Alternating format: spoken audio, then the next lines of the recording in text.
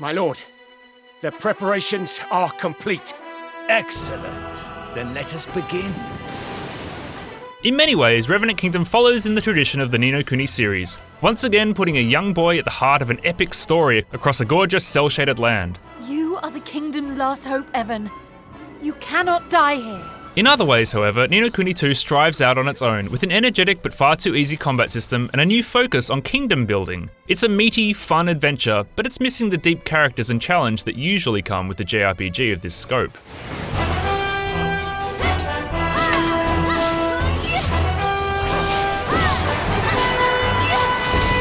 Revenant Kingdom is set long after the events of Ni no Kuni Wrath of the White Witch. It's centered around Evan, a young king in exile who decides to create his own kingdom and unite all the nations of the world. That grand ambition results in a story that explores societal divides, compassion, and the drive to make the world a better place. You'll be the kindest king. At the same time, it's a bold contrast against the more personal story of Wrath of the White Witch. Revenant Kingdom's themes fit the gameplay very well indeed, and ultimately make for a memorable 40-hour journey, but they don't do a great deal for developing Evan and his friends. A deposed boy king on a wildly optimistic and seemingly naive quest to create a kingdom where everyone can live happily ever after. It just doesn't resonate, and there isn't much more to Evan than that for the bulk of the story. His companions are also little more than sketches. They possess an identifiable trait or two, but don't contribute much. These weaknesses aren't helped by the scarcity of voice acting and elaborate cutscenes, and without them, Revenant Kingdom is left feeling very flat. Nella! Evan!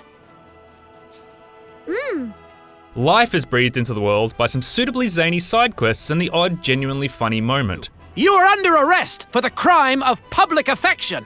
And developer Level 5 has done a good job creating distinct places to visit. Among others, you'll journey to an Eastern-flavoured city where all decisions are made based on the roll of the dice, and a water world in which a literal giant eye polices every move of the populace. I also enjoyed Evan's overall journey and found the quest to build and grow evermore his kingdom quite compelling. You start out with a simple camp and grow it into a town and beyond. It's fun to have a base of operations you can return to that's always evolving as you add new facilities and expand its scope. The drive to build up Evermore gave me more reasons to engage with all the side quests in Revenant Kingdom, as many of them allow you to recruit new citizens who can then be assigned specific positions and help in research.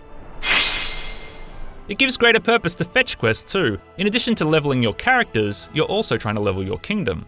That effort pays off when you bring back the plentiful crafting materials found in the world to boost the power of your spells and unlock new ones, craft new weapons and armor, upgrade existing gear, and level up your higgledies. The latter are the elemental helpers who join you in battle. I need your help! And can serve as additional damage dealers, healers, and more. Revenant Kingdom also introduces a brand new combat system that's entirely real-time and feels wonderfully fast and responsive.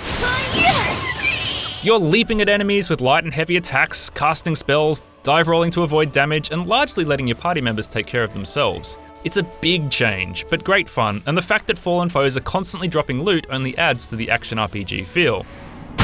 Yet, Revenant Kingdom is not a hard game overall, and while brainlessly cutting down enemies has a certain appeal when the combat feels this snappy, I definitely have preferred more challenge. I even defeated the vast majority of bosses in one shot.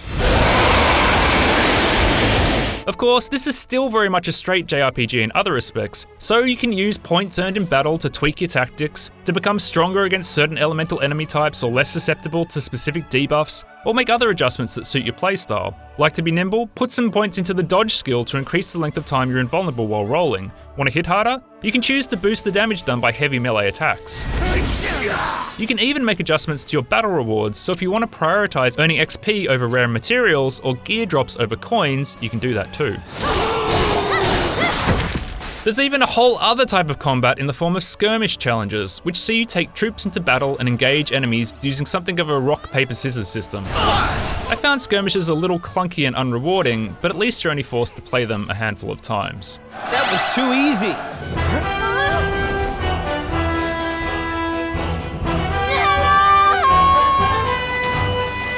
Ni no Kuni 2 Revenant Kingdom distinguishes itself from its predecessor by layering fast-paced, real-time combat and an engaging kingdom-building system atop more traditional RPG systems and quests. It neglects, however, to layer in any significant challenge, turning it into a 40-hour stroll through a creative world that's sadly lacking in memorable core characters. For more on Ni no Kuni 2, check out our look at its new combat system, 5 ways in which the sequel is different to the original, and the first 18 minutes. Say your